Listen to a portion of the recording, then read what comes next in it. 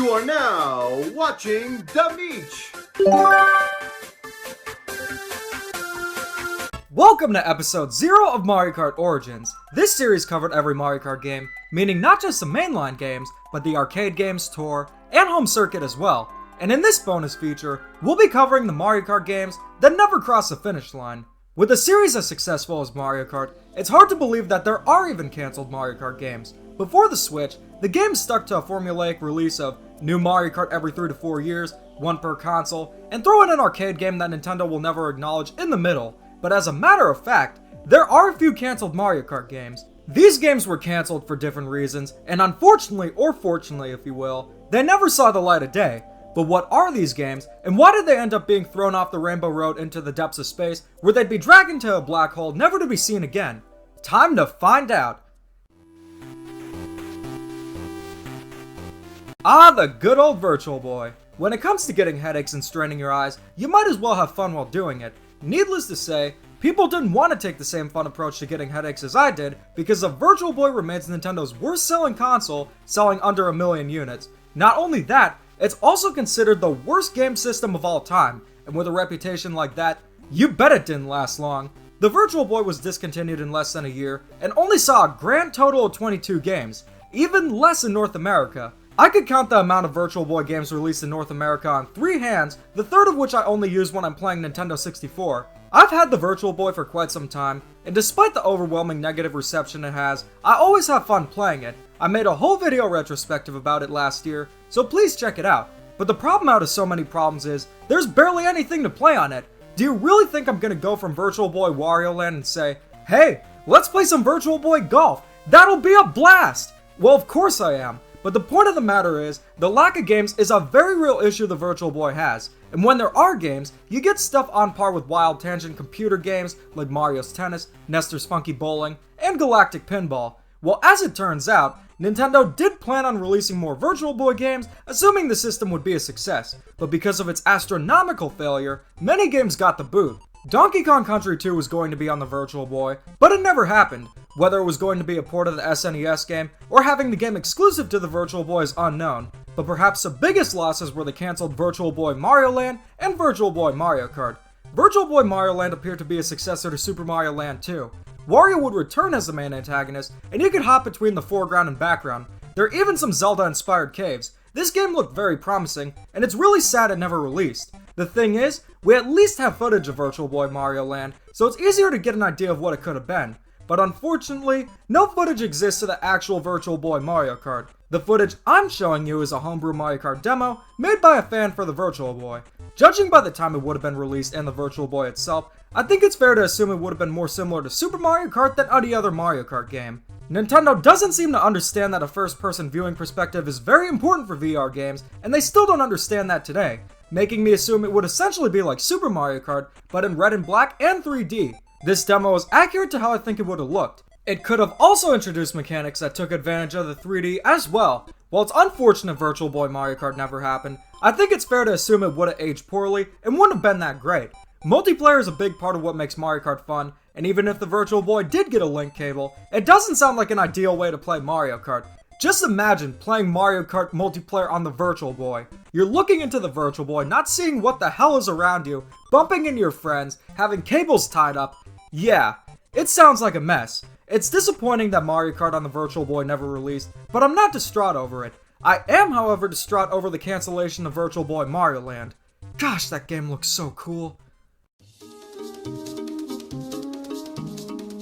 Mario Kart Super Circuit hasn't exactly aged like a fine wine, but it hasn't aged like Donatella Versace either. More so aged like Pepsi. A bit flat, but not the worst thing ever. This is because the game is a Mode 7 2D racing game, meaning that there isn't a good perception of depth. It's harder to time turns than in a 3D Mario Kart game, but about 3 years later, a German company by the name of Daenerys Entertainment Software created Mario Kart Extra Extra Large for the Game Boy Advance. This game demonstrated impressive 3D rendering on the Game Boy Advance, along with rotation between 2 different background layers. From what we can see here, this looked much better than Super Circuit graphically. I feel like it would have potential if it were finished. Unfortunately, we can't even play the demo. the guy who got the prototype refuses to dump the ROM, and whether he's being a jerk like a kid who doesn't want to share his toys or just has a massive ego, there has to be another copy out there. If you know anything about this game and its potential whereabouts, please let me know in the comments. The reason this game was cancelled is unknown. It could have been just a tech demo, or Nintendo didn't want another Mario Kart on Game Boy Advance to interfere with Mario Kart DS on the horizon. It's unfortunate we never got this game, and I hope one day that the game is found and dumped for all of us to enjoy. Daenerys was unable to make a Mario Kart game, but as the old saying goes, when life doesn't give you Mario Kart, make Crazy Frog Racer. Yeah, that actually happened. And considering the reputation of Crazy Frog Racer, maybe Mario Kart Extra Extra Large wasn't meant to be. Out of all the cancelled Mario Kart games, this one has to be the most insane one of them all. Mario Kart games are usually on consoles. Occasionally they're the arcade entries. But how would you like to play Mario Kart using an actual car? Cars have come a long way. Instead of just being transportation from point A to point B, they've incorporated features you'd find on a smartphone or tablet. Stuff like cameras, apps, that kind of stuff. But Tesla specifically has incorporated games into their cars. Most of these games are port of ancient Atari games. This is because most developers wouldn't want to make games exclusive to the Tesla, because let's be real, how many people would have a Tesla as their main game system? But that didn't stop Elon Musk from trying. Elon Musk pitched the idea of a Mario Kart game on Tesla to Nintendo, but unfortunately or fortunately, his idea was rejected.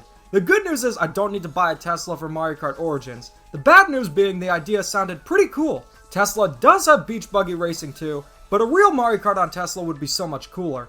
Also, if Beach Buggy Racing 2 is on Tesla, why not just have Mario Kart Tour with steering wheel and gas pedal controls if that's the case?